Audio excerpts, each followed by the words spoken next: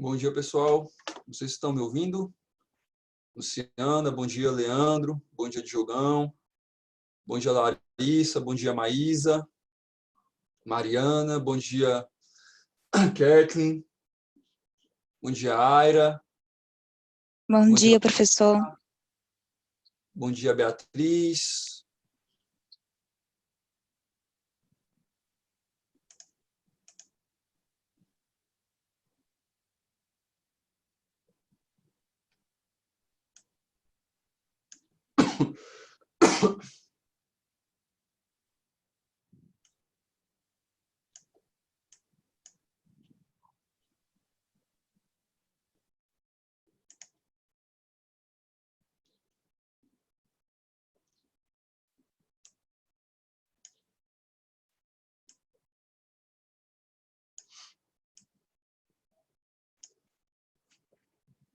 Esperar mais um pouquinho o pessoal, mais uns colegas de vocês chegarem, já a gente começa, tá?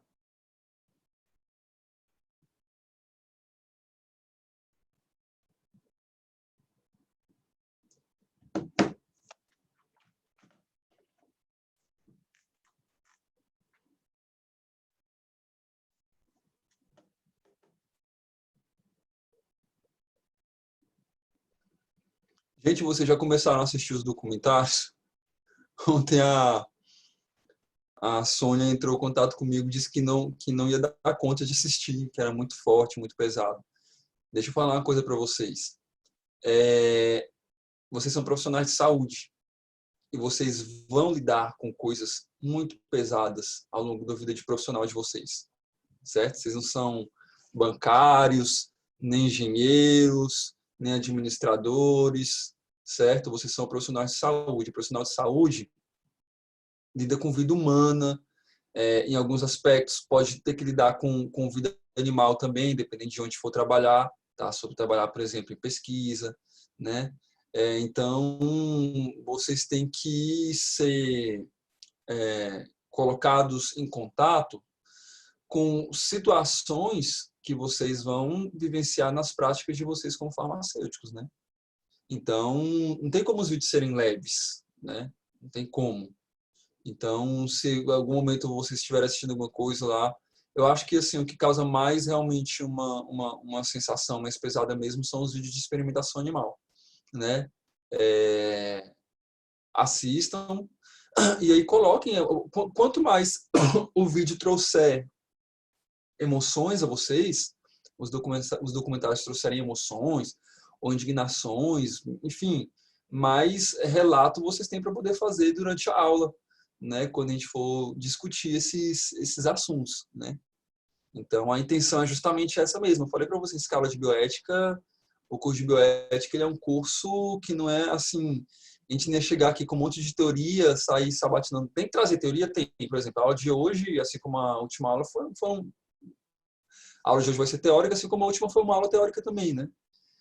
Bem de slide mesmo, e de trazer informações que a gente tem que ter da parte teórica, mas tem algumas questões que a gente tem que discutir mesmo, e que é uma abordagem mais um pouco subjetiva, porque a bioética é isso, né? A bioética são discussões constantes, a bioética são embates constantes de opiniões, né? E para que vocês consigam formar opinião sobre determinado assunto que é considerado controverso no âmbito das ciências da saúde, vocês têm que ter as informações para isso. E aí uma forma bacana de você ter uma informação para isso, assim, que não seja muito cheia de teoria, é realmente por documentário, né? Por isso que eu achei legal a ideia de documentário, que é uma forma de trazer a discussão daqueles assuntos considerados polêmicos para a sala, né?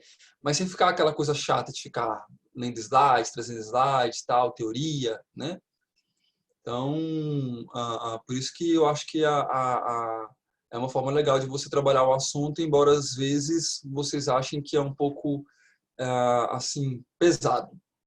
Alguns vídeos pode ser que achem, tá? Então, mas ainda assim tem que assistir, porque vocês vão lidar com coisas provavelmente similares ou até mesmo piores, né, na vida profissional de vocês, principalmente quem atuar em hospital, tá? Acho que, deixa eu ver quantas pessoas já tem.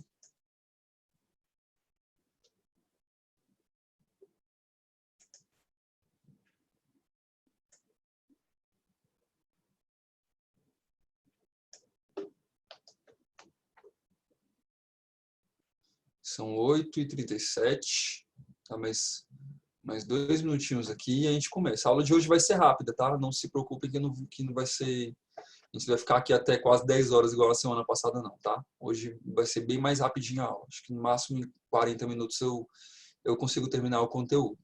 É mais um conteúdo complementar para a prova de vocês da próxima semana, né? E para poder complementar algumas questões teóricas que a gente tem que trazer, que são obrigatórias no âmbito da disciplina, tá?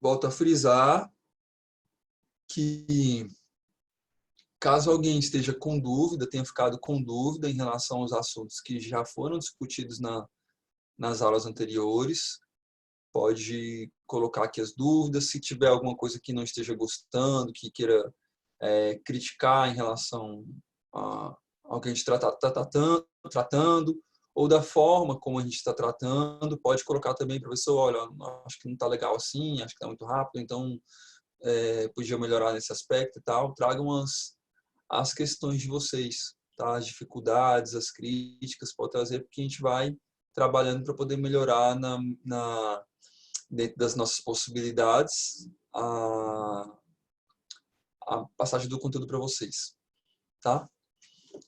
Vamos começar então, porque eu acho que vamos ser só nós hoje mesmo pela manhã. E aí o pessoal que for chegando vai entrando na sala. Deixa eu ver se chegou mais gente.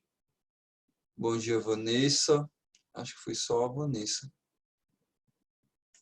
Chegou a mais. E a Beatriz também. Bom dia, Beatriz. Não sei se a Beatriz já estava, Mariana. Beleza, gente. Hoje a gente vai, na nossa aula de hoje, aqui eu coloquei a aula 3, mas obviamente a nossa aula de hoje não é a terceira aula, né? Acho que já a sexta aula ou sétima, não sei. Mas eu coloquei aqui para fins de organização, tá? Vai ser o slide 3, na verdade.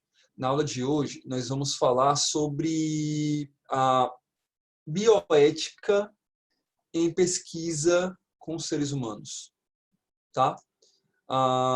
E aí, nós vamos começar falando de alguns documentos que a gente já viu, já citou rapidamente nas aulas anteriores,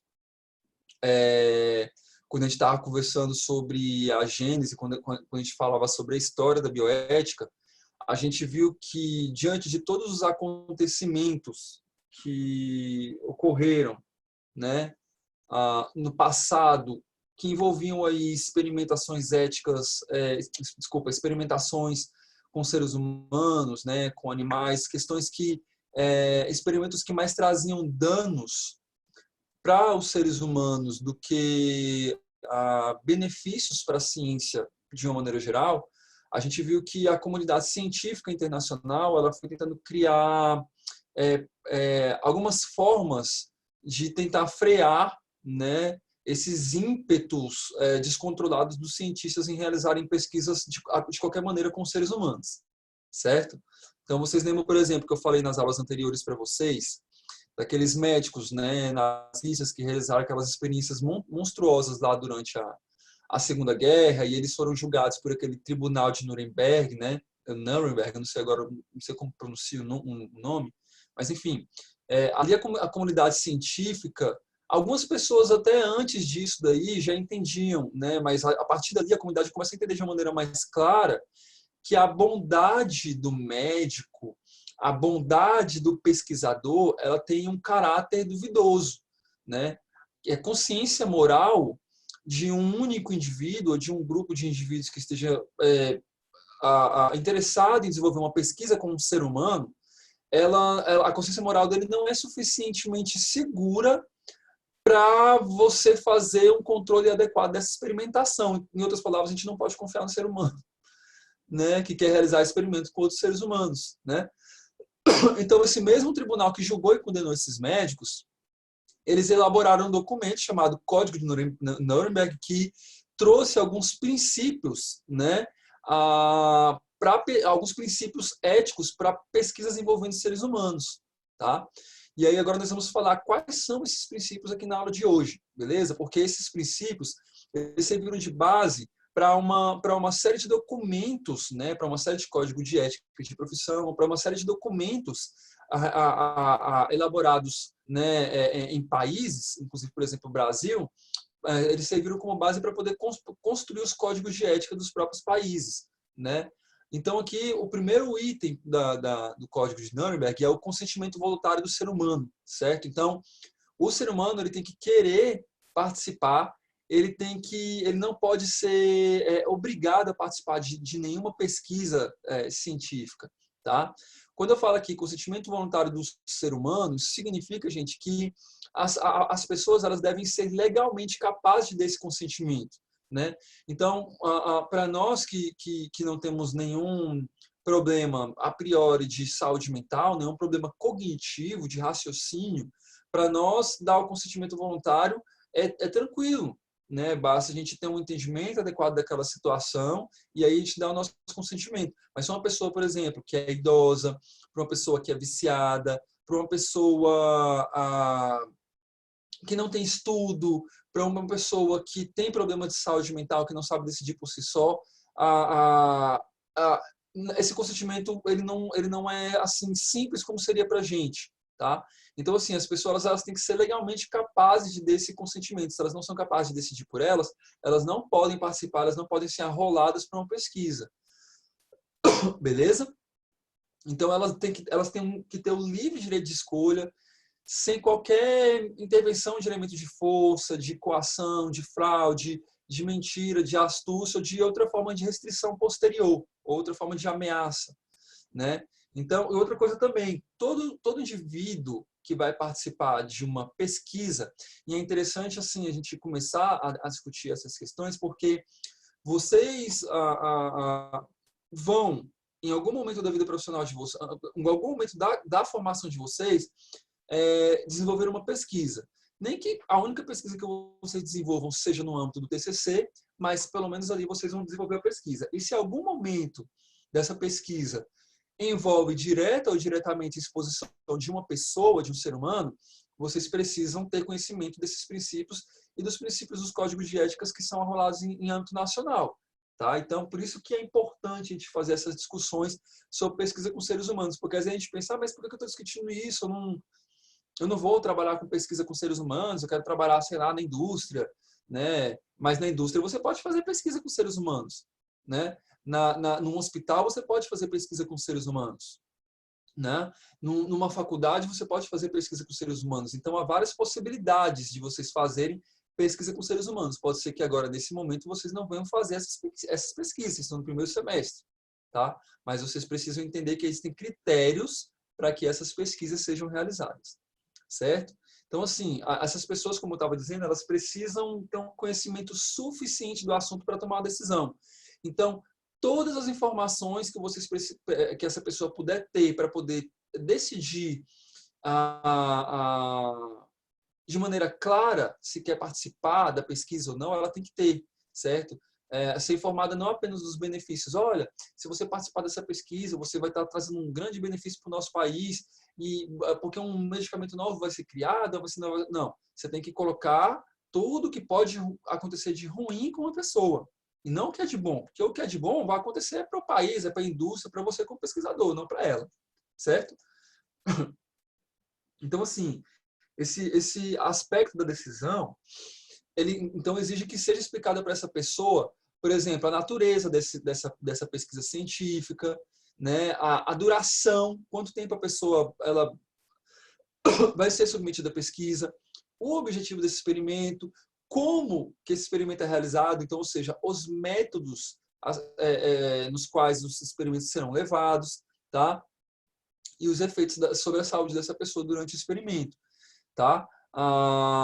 Aí, beleza. O outro item o experimento deve ser tal que produza resultados vantajosos para a sociedade. Então, o experimento, gente, ele nunca, se em algum momento ele não vai produzir um resultado vantajoso para a sociedade, não é para, veja bem, não é para o indivíduo, é para um grupo maior de pessoas, ele simplesmente não pode ser realizado, tá? Ele deve ser baseado em resultados de experimentação em animais e no conhecimento da evolução da doença. Aí aqui existem alguns debates que aí já traz essa questão para experimentação animal. Eu coloco aqui, todo experimento que é realizado com o ser humano, ele tem que ser realizado com o animal antes. Será que precisa, né? Vamos lembrar também aqui que o Código de Nuremberg ele é de 1947, tá? Então, ele serviu de base para códigos recentes, mas ele colocava isso, que antes de eu testar em ser humano, eu tenho que testar em animal. Antes de submeter, sei lá, um ser humano a sofrimento, a algum medicamento, enfim, eu tenho que submeter um animal ao sofrimento.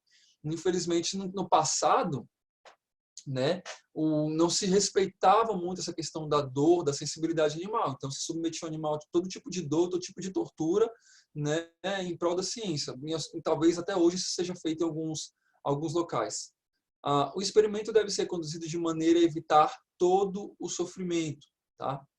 Não deve ser conduzido qualquer experimento quando existirem razões para acreditar que pode ocorrer morte ou invalidez.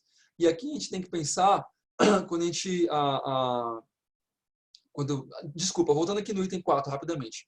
Todo experimento deve ser conduzido de maneira a evitar todo sofrimento. Aqui, gente, sofrimento não somente físico, tá?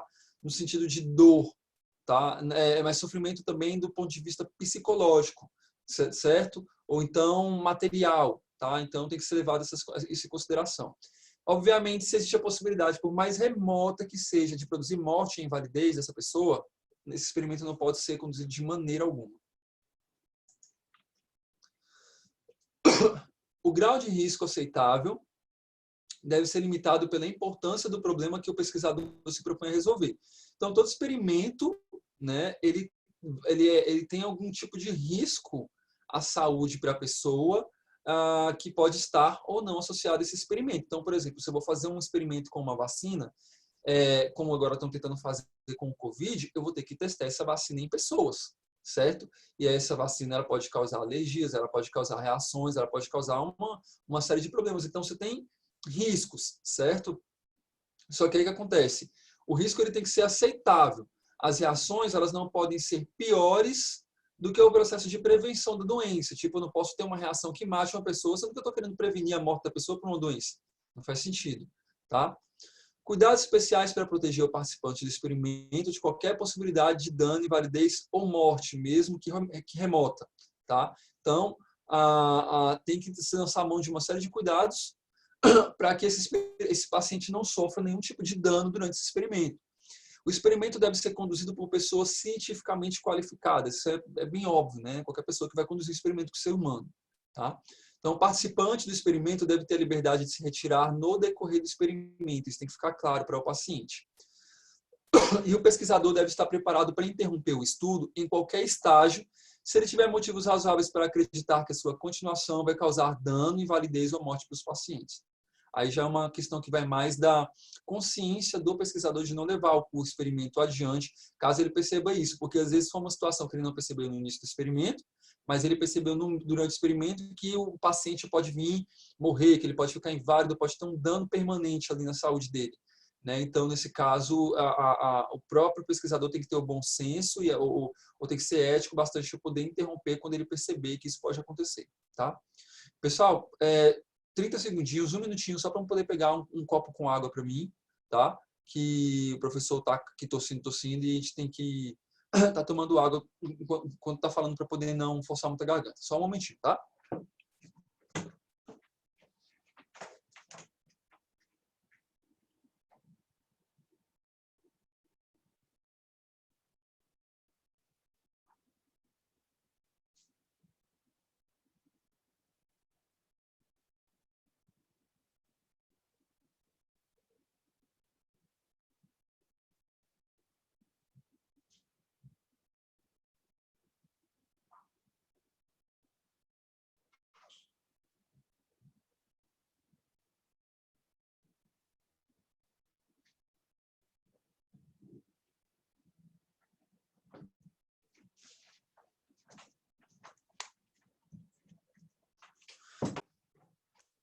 Pronto, rapidinho, né?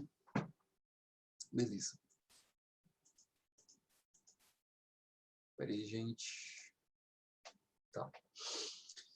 Então, beleza. E passamos o código de Nuremberg e, em seguida, durante a trajetória da história da bioética, foi editado um documento também pela Organização das Nações Unidas, né?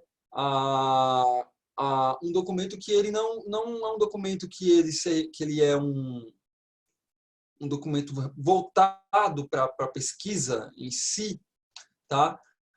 Mas ele traz elementos que têm que ser respeitados no âmbito da realização de uma pesquisa com o ser humano, tá? Esse documento é a Declaração Universal de Direitos Humanos, que foi editado em 1948, tá? Então, ele se constitui em um marco ético, não necessariamente para a pesquisa, mas para as relações humanas, de uma maneira geral, porque ele estabelece igualdade, dignidade, de liberdade e de direitos para todos os seres humanos do planeta, independente de gênero, independente de raça, cor, né, de cultura, enfim, independente de qualquer coisa, de religião, tá? Então, essa declaração ela tem que ser respeitada por todos os seres humanos, por todos os países, né, que fazem parte da ONU. E assim, embora ela não seja um documento especificamente de ética em pesquisa, ele fornece base para muitos debates em bioética, e ele tem vários artigos. E eu trouxe aqui aqueles artigos que eu considerei como os principais para a discussão no âmbito da bioética, né? Então, por exemplo, o artigo 1 ele coloca o seguinte: todos os seres humanos nascem livres e iguais em dignidade e direitos, certo? O artigo 3 ele coloca que todo ser humano ele tem direito, antes de tudo, à vida, à liberdade e à segurança pessoal. E no artigo 5 ele coloca que ninguém vai ser submetido a tratamento ou castigo cruel, desumano ou degradante. Então, durante a pesquisa, nós temos que lidar com essas questões, e aí eu tenho que respeitar essas recomendações da Organização das Nações Unidas, da Declaração Universal de Direitos Humanos. Então, esse ser humano ele é livre para poder participar ou não de uma pesquisa. Ele tem direito, antes de tudo, à vida dele. Então, em nenhum momento eu tenho que submeter ele a uma pesquisa em que eu possa submeter essa pessoa a um risco de perder a sua vida. Né? A mesma coisa a liberdade, ele tem o direito de ir e vir a qualquer momento. Daí ninguém será submetido a tratamento ou castigo cruel. Obviamente, isso aqui inclui um tratamento ou castigo cruel no âmbito de uma pesquisa também, como foi realizado pelos nazistas, pelos alemães, lá naquela época da Segunda Guerra Mundial. Né? Ou então, como foi realizado pelos Estados Unidos, quando o órgão maior de saúde pública de lá fez aquela pesquisa com os negros lá do Alabama e deixou eles sem tratamento simplesmente para poder ver a história da evolução natural da doença, da sífilis, né? Então, ali eles não foram privados da liberdade, mas, de certa forma, eles foram privados da vida, porque muitos morreram por causa desse experimento absurdo, né? Eles foram submetidos a um tratamento desumano degradante. Será que se fossem brancos eles tinham feito isso? Não, tanto que foram só pessoas negras, né? De um bairro negro do Alabama, né? Então, essa declaração ela traz essas questões que são de um aspecto maior, de um aspecto macro, que são discutidas dentro da bioética, certo? Beleza.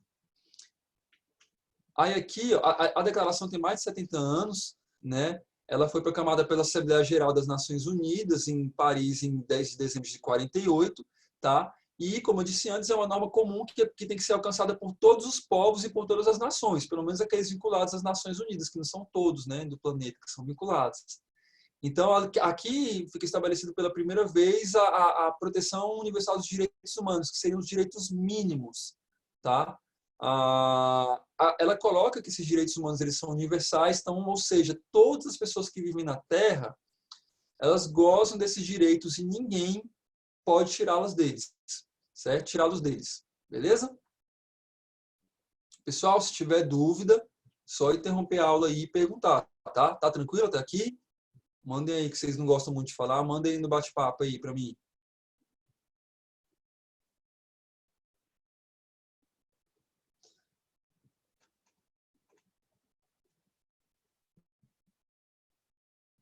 Beleza, é bem tranquilo, né? Essa parte é mais autoexplicativa. Aí, gente, nós tivemos um outro documento, que foi a Declaração de Helsinki, tá?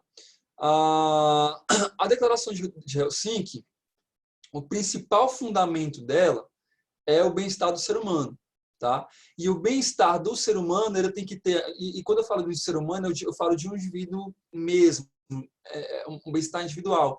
Ele tem que ter prioridade sobre os interesses da ciência e da sociedade. Então, eu não tenho que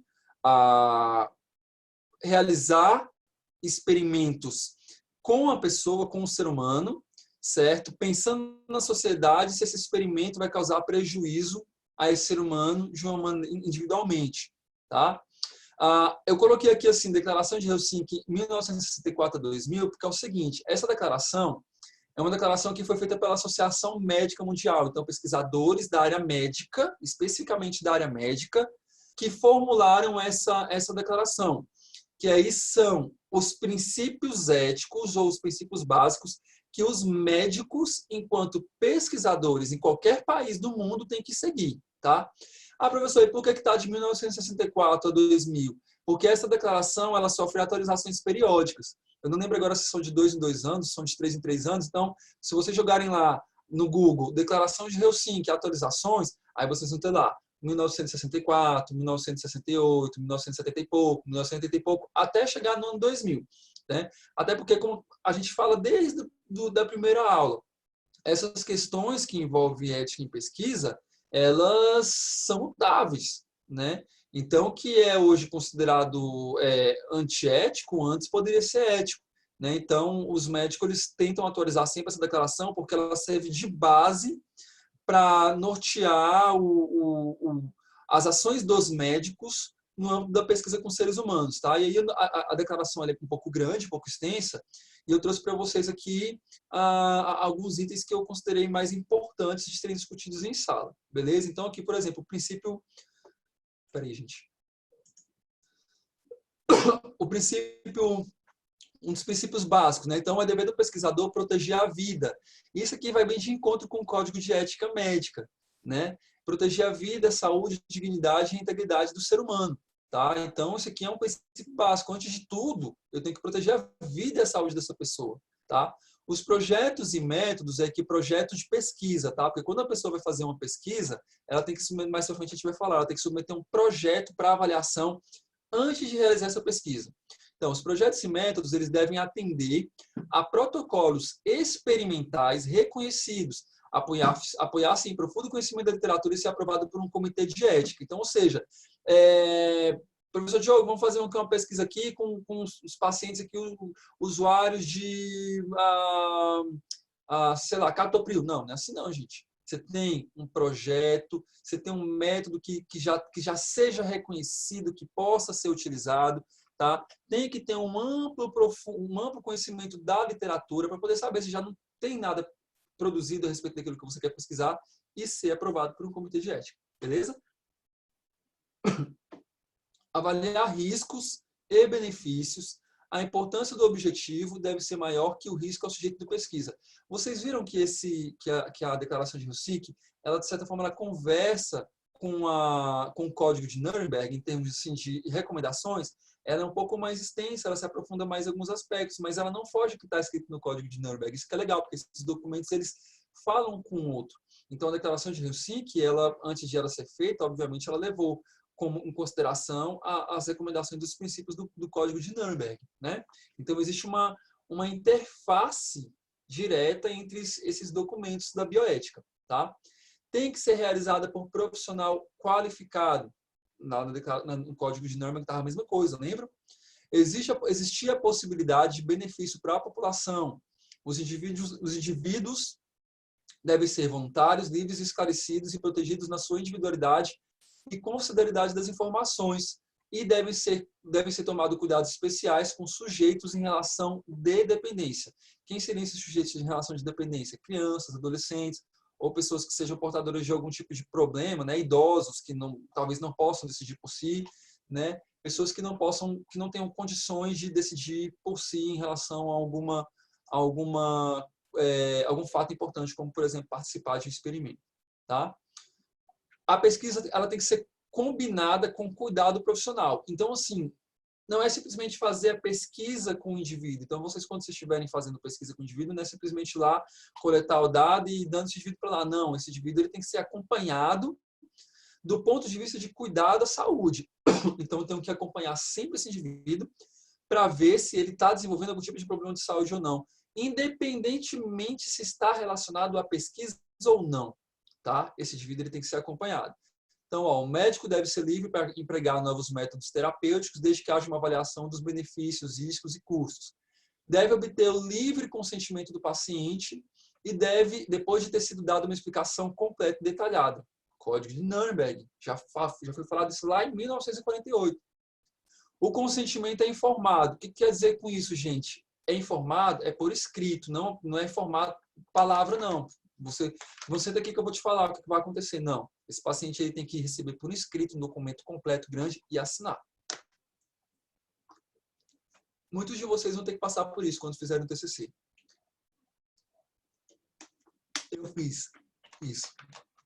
Mesmo que você vá simplesmente entrevistar um paciente, não vai fazer nada. Você só vai entrevistar, coletar dados. Tem que haver um consentimento informado da participação dessa pesquisa, tá? Porque envolve o ser humano. Não interessa se, na tua opinião, não vai causar nenhum dano. Mas eu não vou fazer nada, eu só vou perguntar para ele quantos anos ele tem, qual a altura que ele tem e onde que ele mora. Não interessa. É pesquisa, tem que ter o consentimento. A pessoa tem que receber por escrito ali que ela vai participar de uma pesquisa, qual o objetivo de estar participando daquilo dali, o que pode acontecer de ruim com ela. Professor, mas não vai acontecer nada de ruim com ela se perguntar o endereço. Será? Enfim, mesmo que você ache que não vai, você tem que ter o consentimento informado, tá? Em qualquer momento no decorrer da pesquisa clínica, o paciente ou seu responsável são livres para cancelar a autorização de prosseguimento da pesquisa. O paciente arrependeu, não quer continuar mais, ele pode sair a hora que ele quiser, beleza? Aí tem um relatório de Belmont também, que foi um outro documento que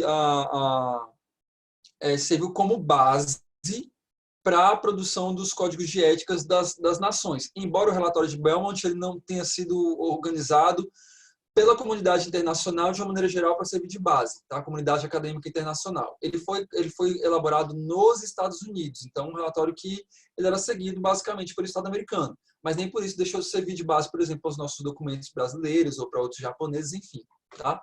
Ele foi elaborado pela Comissão Belmont, nomeado pelo governo dos Estados Unidos, tá?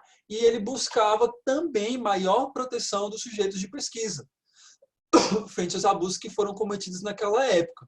Tá? E aí, quem não viu quais foram os abusos, eu não vou retomar, porque a gente já falou exaustivamente disso, pega as videoaulas de trás, pega os slides de trás e vai ver quais foram esses abusos. Tá? O referido relatório fixou princípios éticos a serem obedecidos no âmbito dos Estados Unidos. Aí, no caso lá, já era praticamente uma legislação. Tá? No desenvolvimento de pesquisas, os quais deveriam ser considerados quando da aplicação de recursos públicos. Tá bom? E aí, nesse relatório, foi interessante porque ele já começou a trazer princípios que foram utilizados para ética e pesquisa no âmbito do mundo inteiro, né? Então, os princípios que ele trouxe foram respeito, autonomia, beneficência e justiça. Tanto que a nossa legislação aqui, as nossas relações dos códigos de ética do Brasil, eles devem em consideração esses mesmos princípios aqui. Então, ou seja, tomou como base o relatório de Bellman. Tá? Aquele livro que eu falei para vocês, que foi um livro que serviu de base também para a construção da bioética enquanto campo do conhecimento, que foi esqueci o nome do livro, gente, qual é? Princípios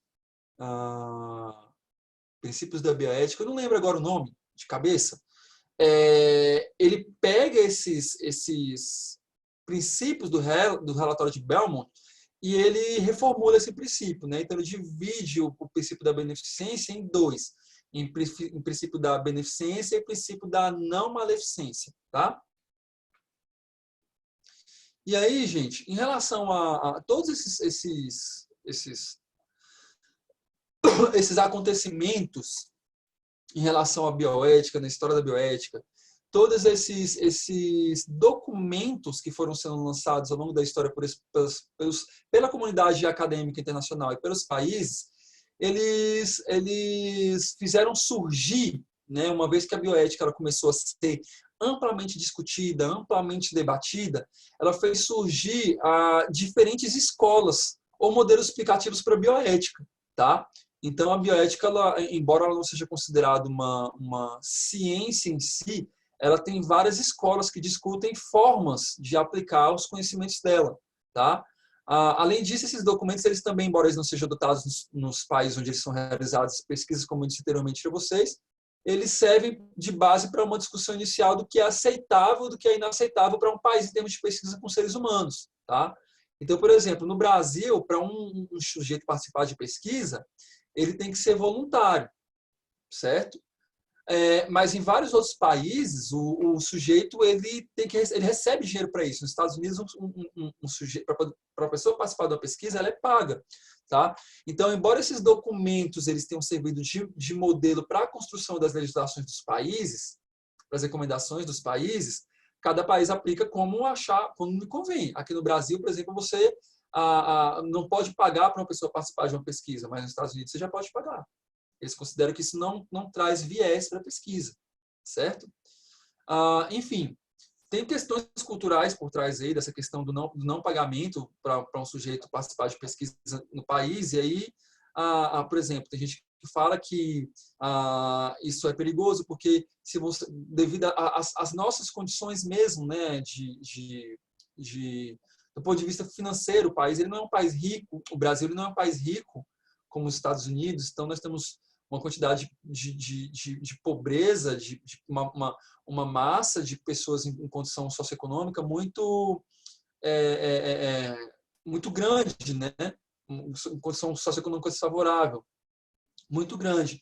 Isso pode trazer, sim, viés para a pesquisa, porque a pessoa que, quando você faz uma pesquisa com o ser humano, você quer pegar pessoas de diversos estratos, de diversos faixas etárias, de diversas localidades diferentes para poder participar de uma pesquisa.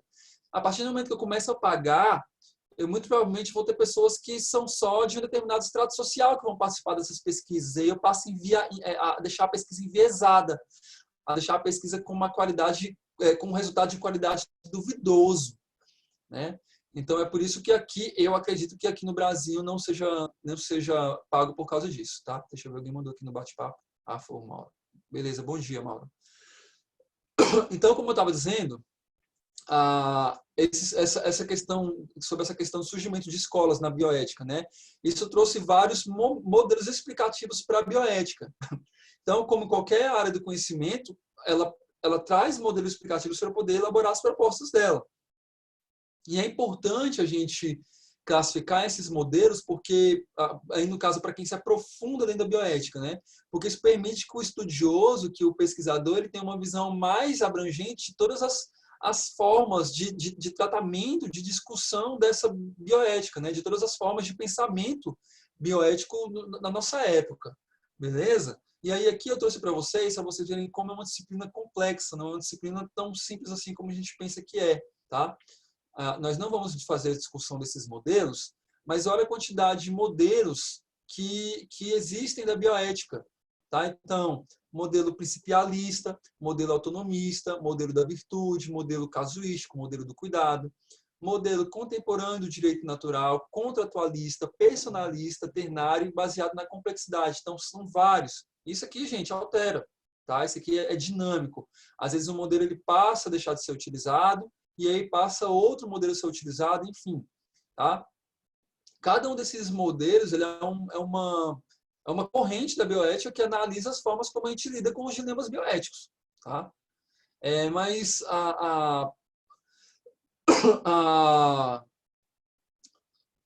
todos eles, o que eles têm de comum, esses modelos?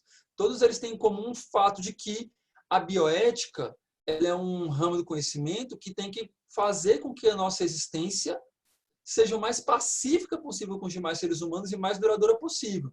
Porque a bioética ela entende que se você não tem controles sobre a ação humana para o desenvolvimento científico e tecnológico, para o desenvolvimento de pesquisa, se você não tem controles sobre a ação humana, o ser humano ele tende mesmo a se destruir um ao outro.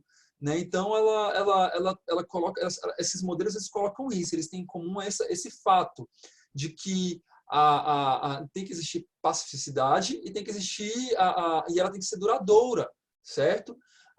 Os autores que cunharam esses modelos, gente, eles colocaram que estabelecer princípios universais de bioética, então colocar a bioética como uma ciência, um ramo do conhecimento imutável, uma coisa, um ramo padrão, tipo a matemática. A matemática é a mesma coisa no mundo inteiro, em qualquer lugar do mundo, em qualquer época, certo? A matemática não muda, certo? Então, só que você não tem como estabelecer princípio universal para a bioética, isso é uma utopia, para esses pesquisadores é uma utopia. Por que é uma utopia? Porque a forma como eu penso ética no Brasil é de uma forma, a forma como eu penso ética no Japão é de outra forma, a forma como eu penso ética nos Estados Unidos é de outra forma. Né? Lembra o exemplo que eu acabei de dar de pesquisa no Brasil e nos Estados Unidos? Aqui não paga e lá paga. Né? Então, existe uma diversidade moral muito grande, uma pluralidade de valores muito grande no nosso planeta. Então, você não tem como você utilizar um modelo de bioética para você poder explicar e definir essas questões, tá? E aí, assim, tudo bem existir a diversidade moral, existir a pluralidade de valores, odeio essa palavra, gente. Pluralidade, detesto ela. Eu sempre me banando com ela. O que não pode existir, pessoal, é intolerância. Né? O que não pode existir é coerção, tá? Por outro lado, o debate, o diálogo são sempre bem-vindos, não só no âmbito da bioética, mas na vida como um todo, né? Então, nessas correntes, elas prezam assim, pela empatia. E o que é empatia? A empatia é a capacidade de se colocar no lugar do outro, quando você consegue se colocar no lugar do outro, quando você tenta compreender o outro, né? Então, quando você tenta se desfazer da competitividade, do egoísmo, da exploração, isso é empatia, tá? E tudo isso com dois objetivos. Todos esses modelos eles têm dois objetivos: manter a qualidade de vida e a preservação da vida do planeta. Esses são os objetivos gerais desses modelos, independentemente da forma como eles lidam ou tratam a bioética, tá? Então, aqui no Brasil, o modelo mais utilizado é o modelo principialista, certo? Que é também chamado de moralidade comum. E aí, por esse ser mais utilizado, eu acho que vale a pena a gente parar um pouco em cima dele e falar. Então, esse daí que é o referencial bioético mais utilizado no âmbito do nosso país. Tá? E o que é esse modelo principialista, professor? No que se baseia ele? O modelo principialista vem de princípios, certo? E esse modelo ele se baseia na caracterização de 4 princípios fundamentais, que tem que servir de base não só para pesquisas envolvendo seres humanos, mas tem que servir de base para o agir humano, para a conduta humana. Por isso, modelo principialista, porque ele chama por causa dos princípios. Tá? Então, segundo a pesquisadora portuguesa, aqui está errado, tá? Coloquei aqui no lugar de um A, depois eu vou corrigir para vocês. Segundo a pesquisadora portuguesa, pesquisadora em bioética, né, Maria do Céu Patrão Neves, o modelo principialista ele estabelece não é uma proposta de ética, mas de uma moral. Mas por que de uma moral? Porque ele estabelece normas para um comportamento adequado, para um agir adequado, certo? Então, tem pesquisadores que colocam que o modelo principialista ele estabelece umas regras morais, e não éticas, tá? E aí, quais seriam essas regras? Quais seriam esses princípios? Seriam a autonomia, a beneficência, a não maleficência e a justiça. Vamos ler aqui cada um deles, tá? O princípio da autonomia seria o direito do paciente de escolher sobre sua própria vida e o dever do profissional de saúde de respeitar essa autonomia. Como eu falei para vocês, esses princípios éticos aqui, gente, eles têm que ser adotados não apenas no âmbito da pesquisa, mas no âmbito do cuidado à saúde, de uma maneira geral, tá? Então, o paciente ele tem o direito de escolher, de decidir sobre o tratamento, sobre o seu processo de cuidado, de saúde, tá? E o profissional de saúde ele tem que respeitar essa autonomia. Então, por exemplo, o paciente ele não quer ser tratado para uma determinada doença que ele tenha. Você vai obrigar esse paciente a ser tratado? O paciente, sei lá, eu tenho uma amiga que o pai dela ele foi diagnosticado com diabetes com 50 anos, bem novo. E ele ia nas consultas médicas e ele fazia uso, né, da insulina e tal, fazia os medicamentos, mas ele se recusava a ter uma alimentação adequada. Ele falava, não vou deixar de parar de comer meu doce, não vou deixar de parar de comer meu tocinho, meu cuscuz, meu beiju, minha cerveja, não vou deixar de fazer nada disso. Se morrer, morreu, não estou nem aí. Entendeu? Ele falava isso. Né? E o médico tentava ajudar, os enfermeiros tentavam ajudar, os próprios filhos tentavam aconselhar e não adiantava muito. Não é à toa que ele morreu pouco tempo depois que ele foi diagnosticado, ele morreu novo, acho que com 52 anos depois de diagnosticado da diabetes. Né? Ele fez uma cetoacidose absurda e aí foi para UTI e não resistiu e morreu, mas simplesmente porque a quantidade, a alimentação dele era tão desregrada que a insulina que ele tomava não era suficiente. Né? Então, a autonomia dele foi respeitada, as consequências disso o paciente tem que lidar, mas foi respeitada. Tá? Então, no âmbito do cuidado farmacêutico, a autonomia implica em a gente tratar as pessoas de forma a capacitá-las a agir com autonomia. Então, tem muito do processo de educação em saúde. Eu tenho que educar o meu paciente para que ele haja com autonomia de uma maneira correta. A beneficência é toda ação do profissional de saúde. É o seguinte, toda ação do profissional de saúde deve promover o bem e a participação do outro. Então, bem de beneficência, beneficência de bem, porém, né, um complementando o outro. Então, tem que haver um equilíbrio entre os benefícios e os possíveis prejuízos de uma determinada ação. Então, toda ação de um profissional de saúde, esse princípio da beneficência, ela diz o quê? Que nós temos a obrigação moral de agir enquanto profissionais de saúde em benefício dos outros, promover os interesses do meu paciente e considerar esses interesses como legítimos, considerar esses interesses importantes, mesmo que vão de encontro com os meus interesses, tá? Ou de encontro com o meu conhecimento. A não maleficência, gente, é o dever do profissional de não causar dano algum ou mal ao paciente. Existe até uma frase em latim, no âmbito da medicina, que eu acho que é de um filósofo grego antigo, eu esqueci o nome, me perdoe, eu esqueci, que ele coloca assim, primo não sossegue, que é, acima de tudo, não causar dano.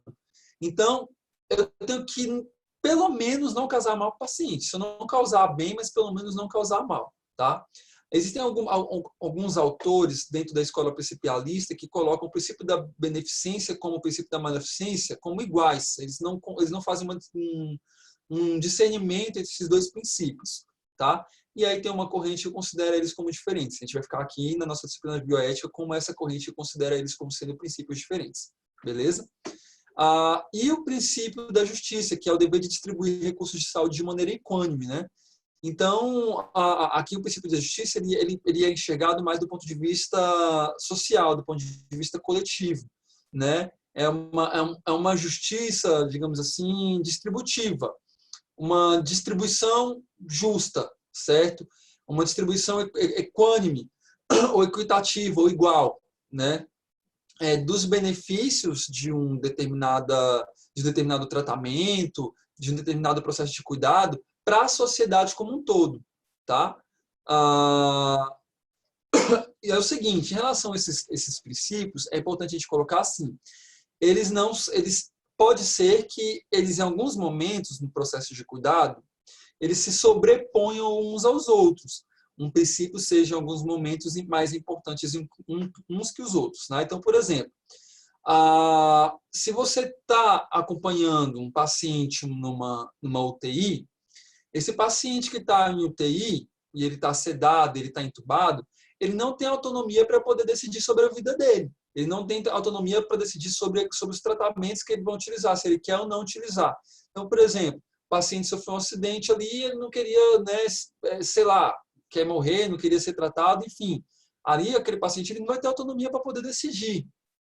Né? Então, aí, um paciente, por exemplo, vou pegar um exemplo mais lúdico ainda, um paciente que ele tem algum tipo de distúrbio mental, né? Um paciente que tem algum tipo de problema de saúde mental, não estou dizendo assim depressão, ansiedade, não, um distúrbio mais grave mesmo, certo?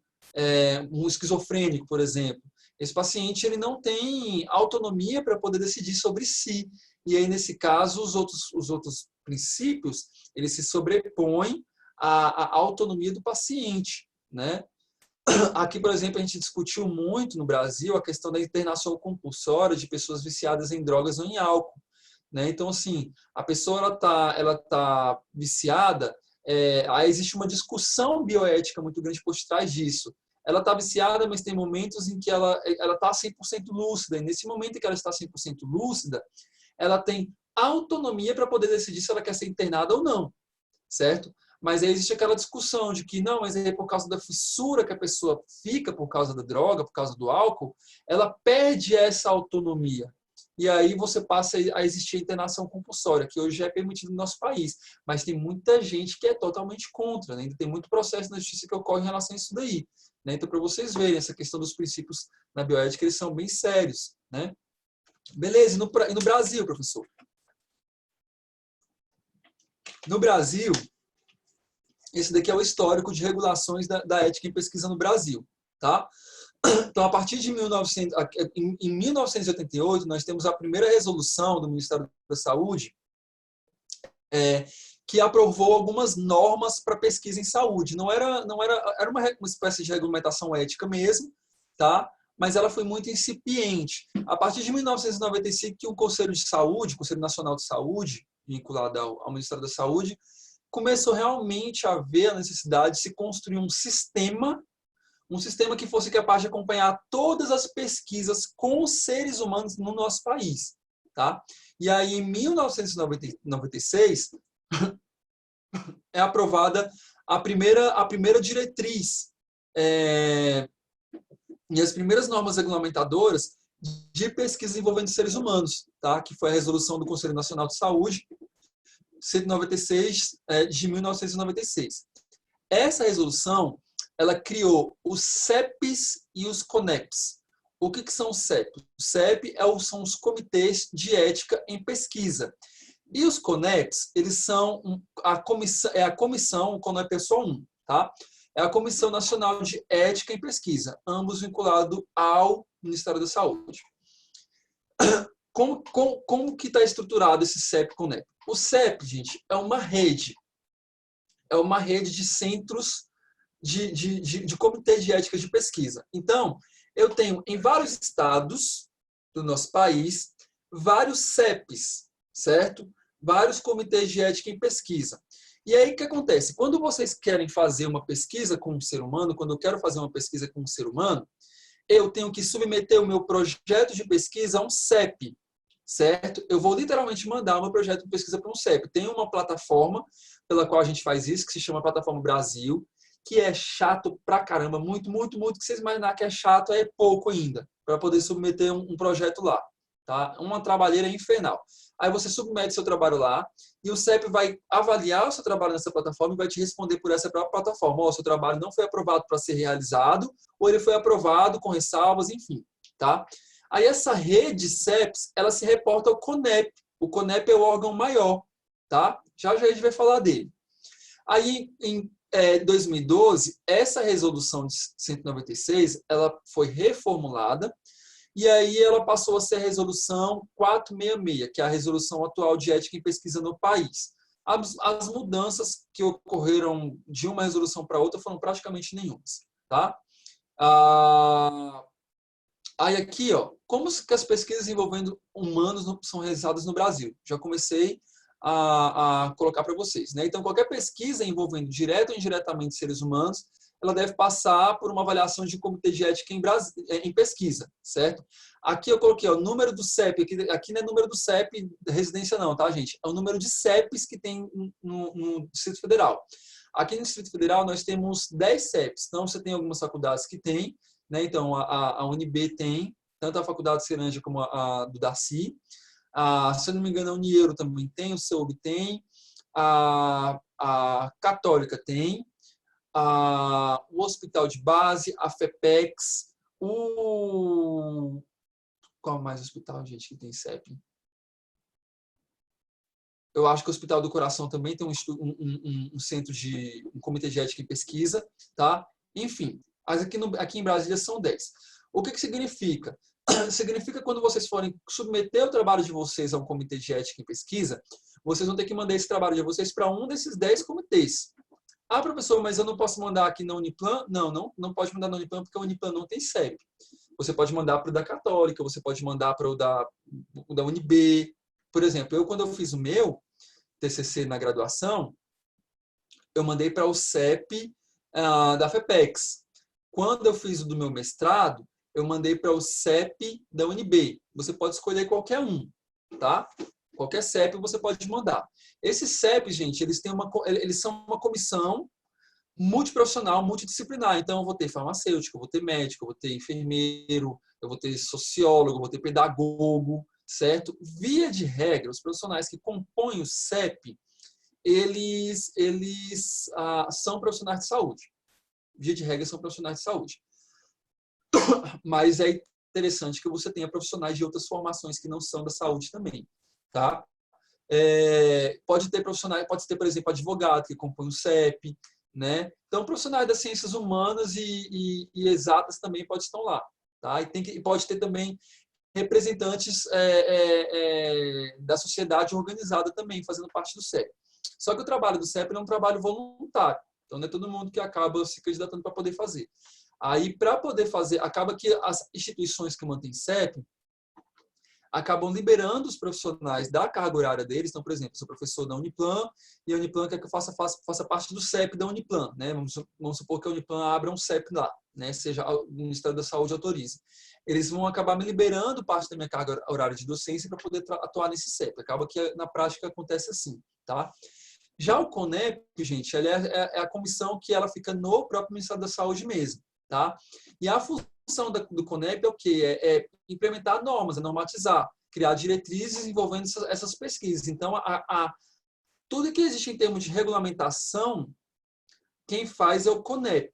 Os CEPs têm que seguir, beleza? A função básica dos CEPs é avaliar os projetos de pesquisa. Tranquilo? Estou acabando já, tá? Tenham paciência. Acho que só faltam mais 2 slides. Eu falei que não ia demorar, então eu vou acabar quase na hora da aula da gente, né? Acho que enganei vocês.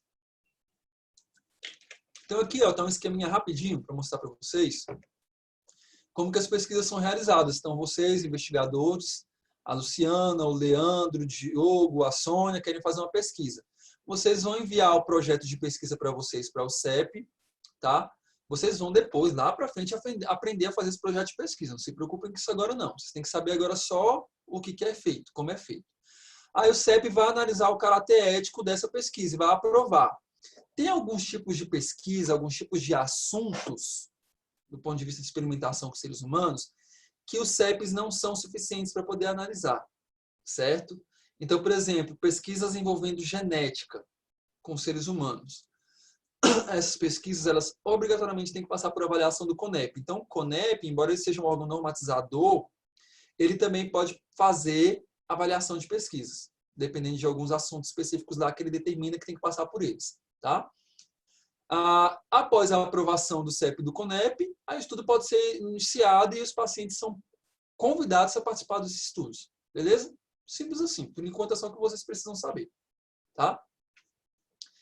E, gente, a eticidade de uma pesquisa com os seres humanos, em que ela vai implicar? Consentimento livre e esclarecido dos participantes e proteção a grupos vulneráveis. Falei exaustivamente isso em aula hoje, né? Ponderação entre riscos e benefícios, comprometendo-se com o máximo de benefícios e o mínimo de danos ou riscos. Garantia de que os danos previsíveis serão evitados. Então, se eu sei que posso causar algum dano, esse dano previsível, pode acontecer isso daqui, mas não se preocupe porque já vai estar com esse arsenal aqui em termos de processo de cuidar, de assistência, para poder cuidar de você caso algum dano aconteça. Tá? Obviamente, lembrando que se houver dano permanente, ou seja, que causa algum tipo de invalidez ou possibilidade de morte, não pode ser feita. Tá? A relevância social da pesquisa tem que trazer vantagens significativas, relevância social da pesquisa com vantagens significativas para os sujeitos, certo? Regras de conduta, então o sujeito ele tem que saber como se portar ali no âmbito da pesquisa, tá? Tem que haver conhecimento teórico amplo sobre o assunto, isso daqui obviamente por quem vai participar, por quem vai, né, o pesquisador, tá? Não subestimar riscos e não aumentar benefícios. Isso aqui para não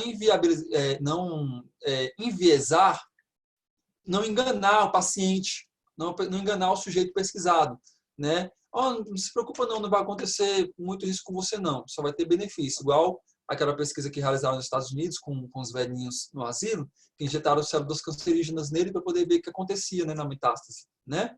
Então, olha, você está participando de uma pesquisa que vai ser muito bom para o seu país, para a ciência, que maravilha, e não falar, né, realmente o que vai acontecer de fato de mal para o paciente. E a disposição de recursos para lidar com as consequências dos procedimentos. Se houver procedimento que pode gerar algum tipo de dano material, físico, emocional, o pesquisador e o instituto que está realizando a pesquisa tem que dispor de recursos para lidar com as consequências que eventualmente vão advir desses procedimentos. Beleza?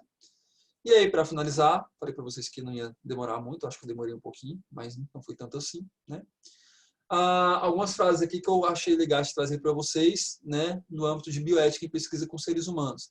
Pratique duas coisas ao lidar com doenças. Auxilie, no mínimo, ou não prejudique o paciente. Se você não pode auxiliar, pelo menos não prejudique. Tá? Liberdade consiste em ser inteiramente si próprio, fazer o próprio bem do seu próprio jeito, porém, sem privar o outro do bem deles. Certo? É isso, pessoal. Alguma dúvida? Vamos ligar o áudio aí. Muita gente chegou atrasado. Tranquila a aula de hoje. Sônia, Sabrina, Tranquilo. Mauro. Sim. Vamos lá, quanto mais rápido vocês responderem, mais rápido a gente encerra. Tranquilo, professor.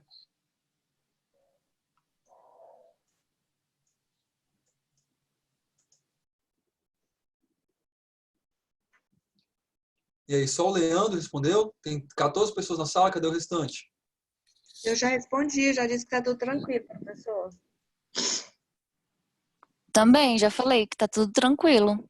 O que é que escreve, é? Aira, Sônia. Tranquilo. Tá tranquilo. Ó. Respondi. Gente, som aqui.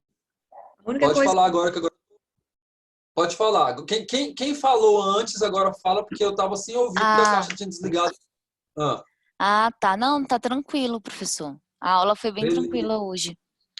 Beleza. Sim. Semana que vem prova. Sim, Sônia, ok. tranquilo? Tá tranquilo. Sônia, e o documentário? Nem, professor, me arrependi porque a gente escolheu aquele tema, viu? Não tenho estômago para ver aquilo. Deus me livre. Pois é. Eu estava falando no início da aula essa questão sua aí para os alunos, né? Eu tenho. Mas...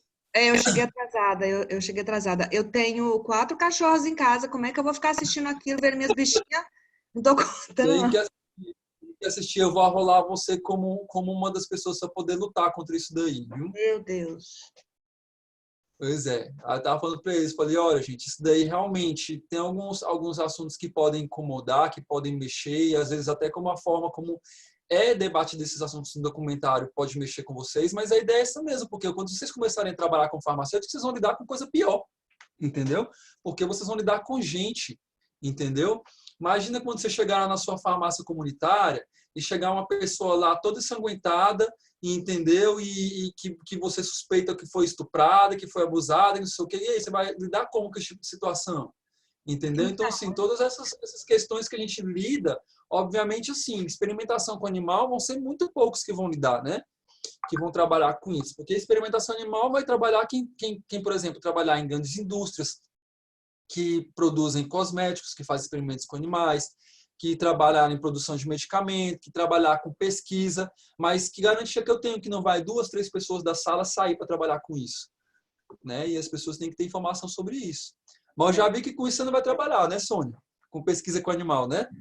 Pois é, né? Então, não sei. Agora eu já tô mais perdida que tudo. Eu não tenho... Calma, até o final do curso você decide, não tem problema. Tenha calma.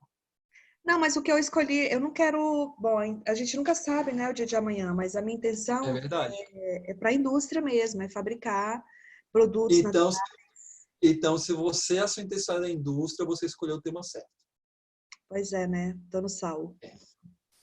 Exatamente. Uma ótima semana para vocês, um ótimo restinho de semana. Pessoal, Professor, só é o uma seguinte, pergunta. diga. A prova semana que vem vai ser liberada no horário da aula, nesse horário de Eu vou, 8h25? eu vou liberar no horário da aula. Ah, E aí o que acontece? Só que tem pessoas que podem ter problema na internet, né? A semana uhum, que vem nós não vamos ter aula, vai ser a prova mesmo, no horário da aula. Tá? Então eu vou aham. liberar o horário da aula para vocês, eu não vou fazer videoaula nem nada. Tá? E aí, só que eu acredito que eu vou estender esse horário por causa das pessoas que têm dificuldade de internet. Mas aí eu aviso vocês pelo WhatsApp direitinho. Pode ficar Ah, tudo tranquilo, bem. Tá certo. tá bom? Beleza, Ok. professor, muito obrigada. Eu preciso fazer uma outra prova agora, tá? Tá bom, obrigado, gente. Um abraço, boa prova, Sônia. Obrigada. Tchau, gente. Obrigado, viu? Obrigada.